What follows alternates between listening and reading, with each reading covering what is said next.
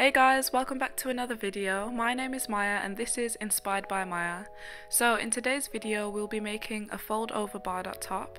This pattern sews up super quickly and looks so good, and it's also available to purchase on my Etsy page if you'd like to support me. Anywho, let's get on to what you'll need. So all the pieces are actually cut on the fold for this pattern, so you'll need one front and one back piece, two bardot pieces and two sleeves. So to begin, I started by assembling the side seams of the bardot and of the sleeves. Make sure that you're using a stretch needle. This is really important because if you're using the wrong needle for your fabric, you'll find that you'll have problems like the tension not being right or the thread keeps on snapping, and you know, it's best to just avoid all of that.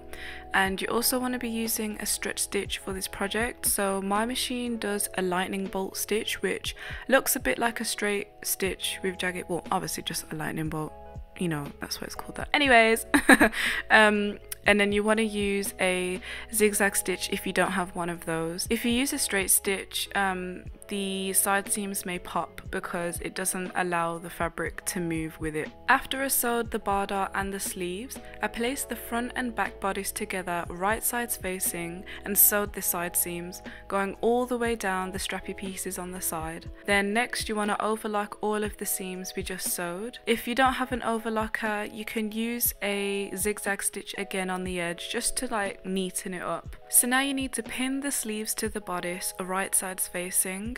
You want to match up the side seams as best as you can, and I like to make sure that my seam allowances are facing in opposite directions to reduce the bulk. Then sew this seam with the stretch stitch and again overlock the raw edge. Now we can attach the bardot.